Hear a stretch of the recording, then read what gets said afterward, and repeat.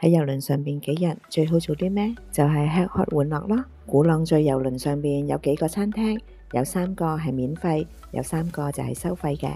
免費嘅餐廳裏面有2個係中餐，有1個係自助餐。2個中餐都位於6樓，分別係東方餐廳同埋半島餐廳。自助餐就位於12樓，座位都相當多，你可以選擇坐喺船艙裏面，亦都可以選擇坐喺甲板上面。自助餐食物嘅種類比較多，不過人都唔少㗎，有陣時顯得會有啲混亂。我一向慣咗早睡早起，所以好早就想去食早餐。嗰陣時人都未係好多，我就可以舒舒服服咁揾到一個窗邊位，睇住海景嚟到食早餐。如果唔想同人逼嘅，就可以選擇去2個中餐廳，佢早午晚3餐都係套餐，餐牌上邊會顯示咗餐單，你可以選擇愛全部或者愛部分。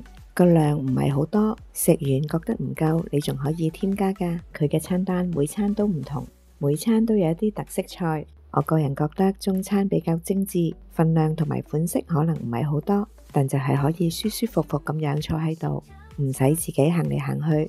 不過如果食中餐嘅話，就要留意每一日日報上邊餐廳嘅開放時間，最好早少少去排隊，因為好快就會坐滿㗎啦。如果第一輪唔可以入到去，咁可能要等一陣間，大約1個鐘頭之後就可以有位㗎啦。